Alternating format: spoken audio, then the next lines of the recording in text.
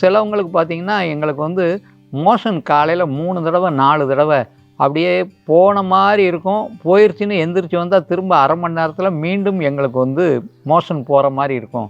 இப்படி ஒரு நாளைக்கு 4 முறை நாங்கள் வந்து மோஷன் போகிறோம் அப்படிங்கிறவங்க சுண்டவத்தலை வாங்கி வறுத்து அவங்க தினமும் உணவில் சேர்த்துக்கிட்டாங்க அப்படின்னா அவங்களுக்கு வந்து ஒரு அற்புதமான பலன் இருக்கும். ஒரே முறையாக அவங்களுக்கு வந்து மோஷன் போகும். சிலவங்களுக்கு பார்த்திங்கன்னா எங்கேயாவது பஸ்ஸுக்கு கிளம்பணும், வெளியூர் கிளம்பணும் அப்படின்னா கிளம்பும்போது அவங்களுக்கு மோஷன் வரும். அது அவங்களுடைய மன அழுத்தம் காரணமாக வரும். அவங்களும் சுண்டவத்தல் தினமும் உணவில் சேர்த்துக்கிட்டாங்க அப்படின்னா அவங்களுக்கு அந்த மன அழுத்தமும் இருக்காது. மோஷன் போகிறத வந்து கரெக்டாக ஒரு நாளைக்கு காலையில் ஒரு முறை, இரவு ஒரு முறை, அந்த மாதிரி 2 முறை மட்டும் போகும். இப்போ நம்ம பார்க்க போகிறது சுண்டைக்காய்.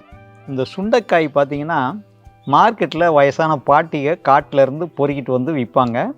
இந்த சுண்டைக்காய் வந்து ஒரு அற்புதமான மருத்துவ குணம் உள்ள ஒரு காய். இது வந்து கசப்பு சுவை உடையது, கசப்பாக இருக்கும். புளி ஊற்றி குழம்பு வைப்பாங்க. அந்த புளி ஊற்றி குழம்பு வைக்கும்போது தான் அதில் உள்ள கசப்பு சுவை குறையும். இந்த சுண்டைக்காய் வந்து வாரம் ஒரு முறை இந்த சீசனில் தான் கிடைக்கும். இந்த சீசனில் கிடைக்கிற சுண்டைக்காயை நம்ம வாங்கி முதல்ல காயை உடச்சி உள்ளே இருக்கிற விதையை முடிஞ்ச அளவுக்கு எடுத்துடணும்.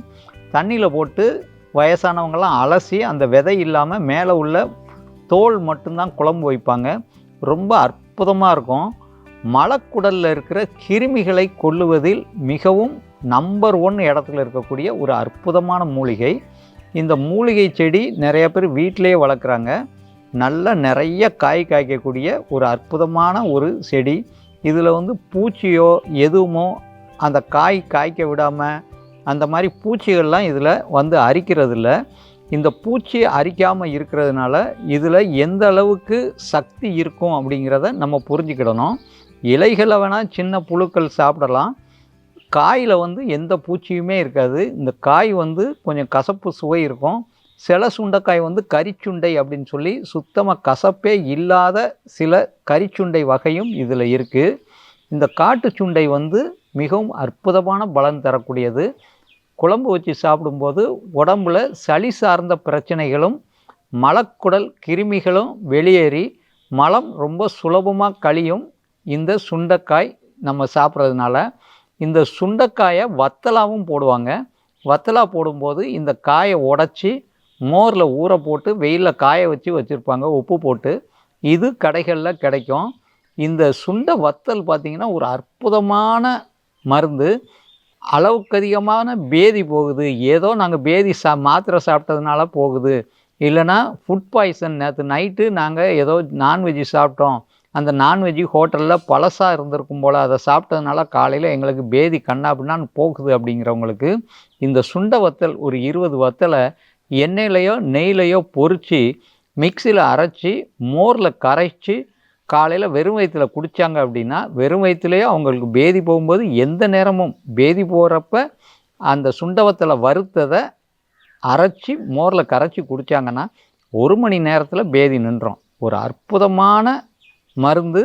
பேதி போகிறத நிறுத்துறதுக்கு சுண்டவத்தல் ரொம்ப அற்புதமான மருந்தாக செயல்படும்.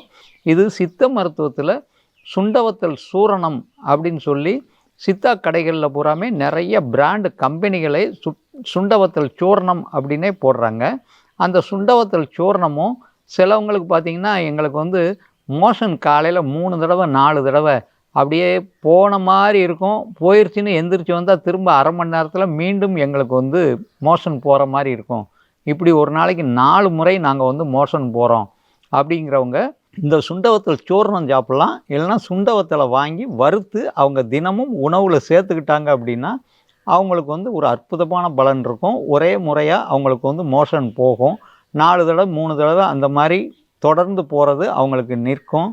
சிலவங்களுக்கு பார்த்திங்கன்னா எங்கேயாவது பஸ்ஸுக்கு கிளம்பணும், வெளியூர் கிளம்பணும் அப்படின்னா கிளம்பும்போது அவங்களுக்கு மோஷன் வரும். அது அவங்களுடைய மன அழுத்தம் காரணமாக வரும். அவங்களும் சுண்டவத்தல் தினமும் உணவில் சேர்த்துக்கிட்டாங்க அப்படின்னா அவங்களுக்கு அந்த மன அழுத்தமும் இருக்காது. மோஷன் போகிறத வந்து கரெக்டாக ஒரு நாளைக்கு காலையில் ஒரு முறை, இரவு ஒரு முறை, அந்த மாதிரி 2 முறை மட்டும் போகும்.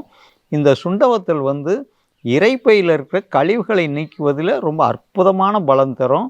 சுண்டவத்தல் வந்து சின்ன குழந்தைகளுக்கு கொடுத்தோம் அப்படின்னா சாப்பிடவே இல்லை, இந்த குழந்தை சாப்பிடவே மாட்டுக்கு அப்படிங்கிறவங்க கூட இந்த சுண்டவத்தல் சாப்பிடும்போது இரைப்பையில் உள்ள நாடா புழு, லார்வா புழு, இந்த மாதிரி புழுக்கள் பூராமே அவங்களுக்கு வெளியேறிடுச்சு அப்படின்னா அதுக்கப்புறம் அவங்க நல்லா சாப்பிட ஆரம்பிப்பாங்க.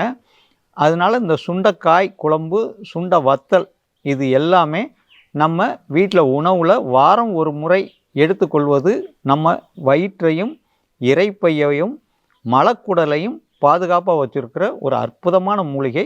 இதையும் நீங்கள் பயன்படுத்தி பாருங்கள், ரொம்ப அற்புதமாக இருக்கும். நன்றி, வணக்கம்.